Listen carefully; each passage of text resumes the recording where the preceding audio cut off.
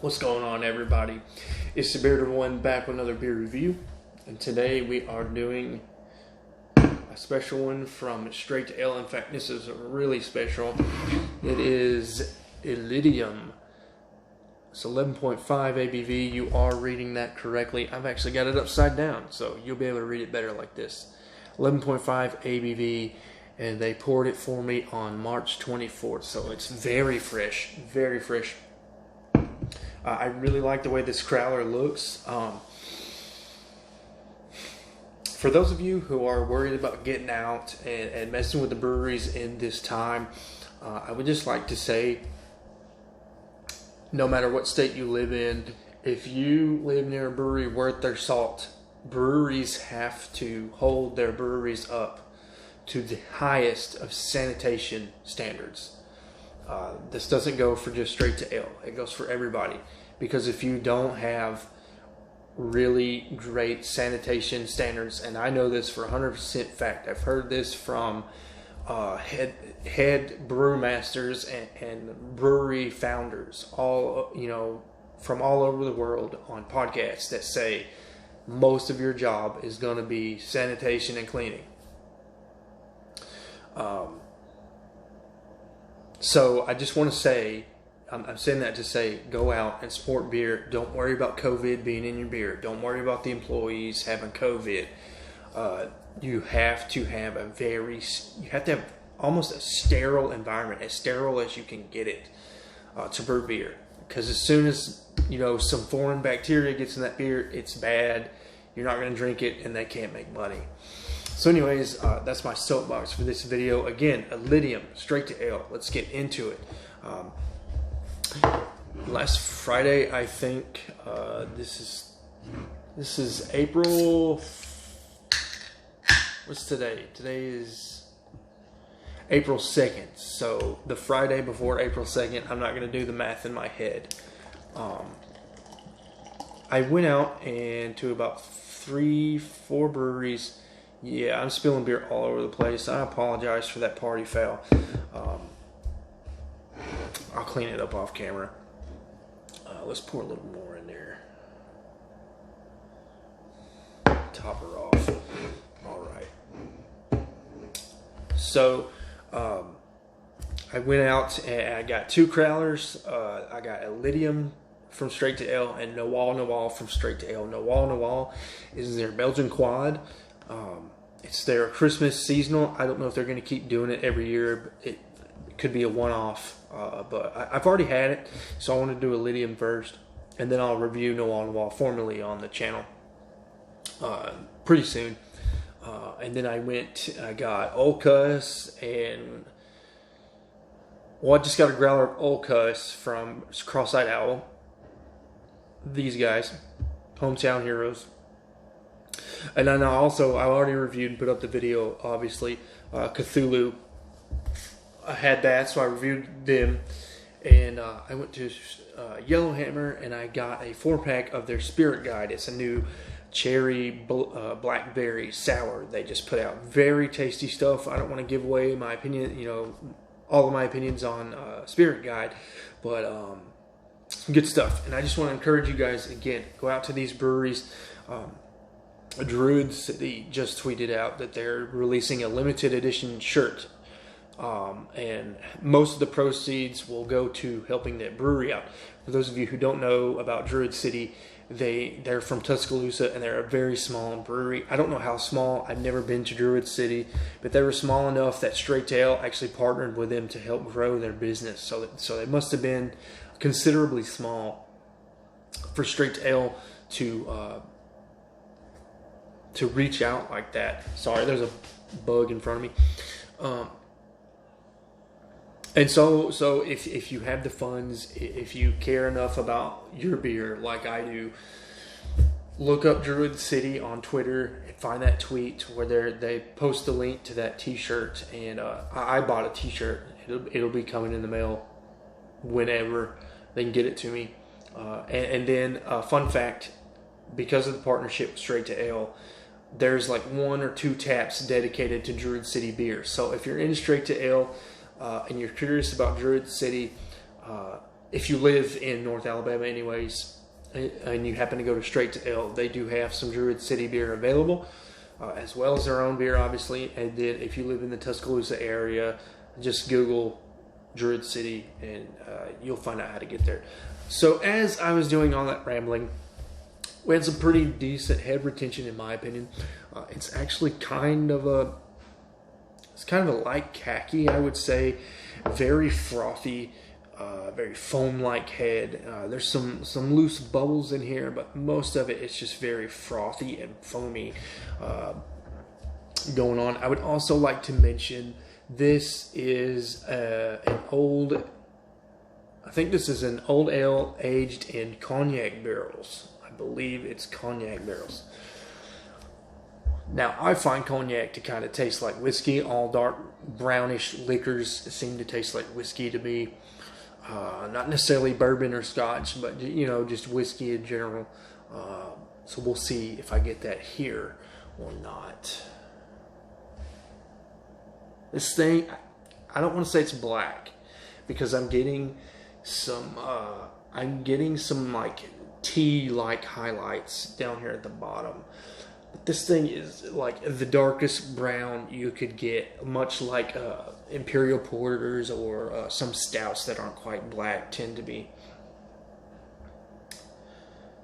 I'm not sure about the volatility going on in this thing with that frothy thick head that is now leveled off and calmed down. I didn't see any bubbles rising to the top. I didn't see any in the glass, so I don't know. It looks pretty calm and quiet as far as bubbles go, carbonation goes in the glass. So there's smoke in here. It almost tastes like a roast, almost like they roasted some of the malt, which makes sense. Malt helps give beer its color. I'm tasting caramel, toffee.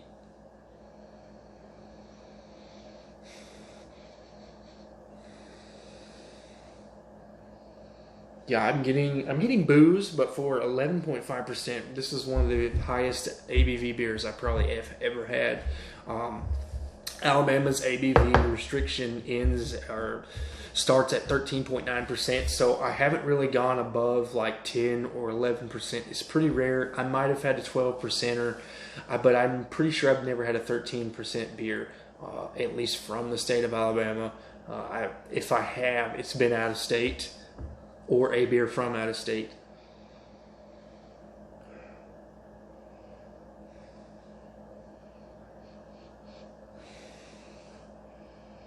Yeah, I want to say I get a little bit of barrel, a little bit of cognac and booze, alcohol.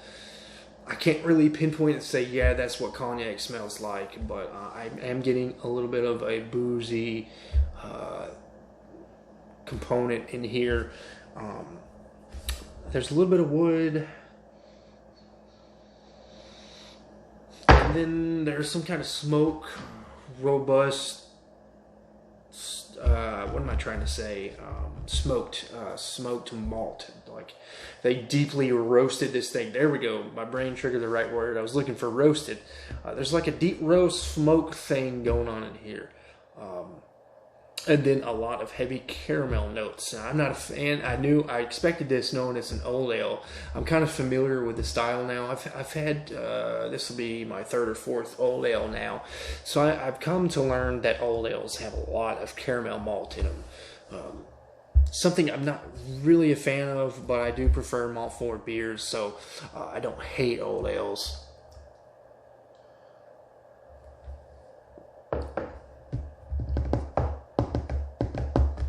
Really good.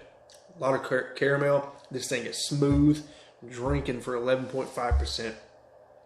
Very dangerous beer. However, on the back end, you do get some alcohol.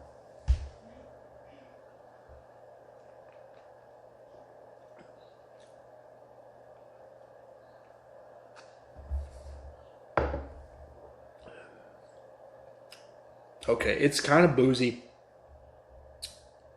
as I'm getting acclimated to the beer. I still say for 11.5%, this is pretty smooth, just relative to the ABV. I would say this thing drinks about like a Lexington Kentucky bourbon barrel ale. And I believe that one is Kentucky bourbon ale is somewhere between 8 and 10%. So I mean they masked it relative to how much alcohol's in here.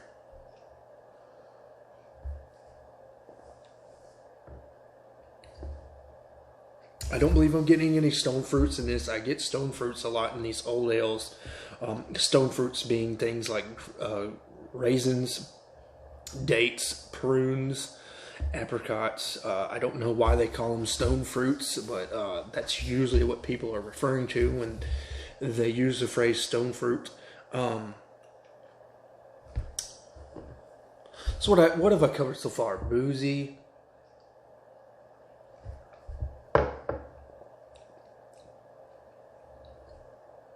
Very robust, smoky. I'm getting some wood. I get that cognac in here. A lot of caramel. I don't know if I said caramel already. I'm trying to be faster with my reviews. I feel like I'm taking 2, 3, 4, 5 sips before I start spitting it out. So I'm trying to work on that.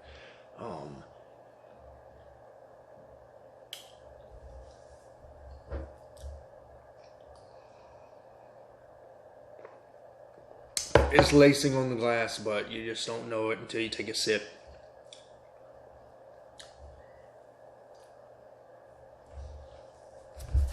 There's something in here that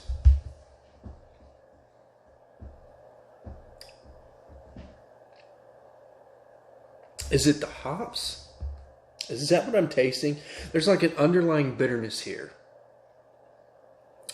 And it could be anywhere from salt to a very burnt malt flavor, like they burnt the malt or hops. And because it's an old ale and with all the stuff already going on it, I can't quite put my finger on it. It could even be charred from the barrel. I'm not sure that they charred these barrels. I'm just going to rule out salt. Old ales usually don't have salt in them. In fact, from my knowledge, only gozas are known for having salt in them. So we'll just rule out salt here.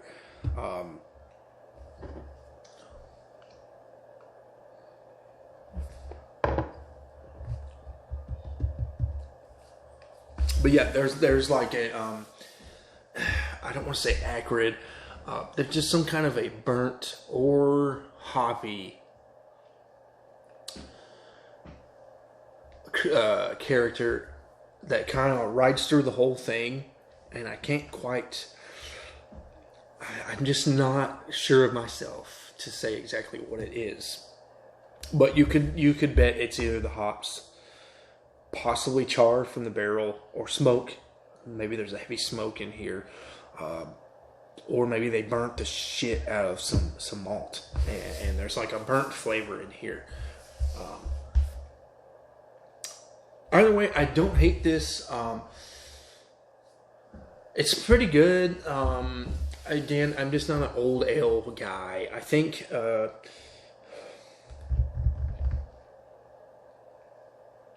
if I were a judge, a BJCP judge, and I were trying to judge this just as it is within the style guidelines and be real objective and try to put my preferences out the window, I would put this higher than I'd put this higher than what my personal preference is.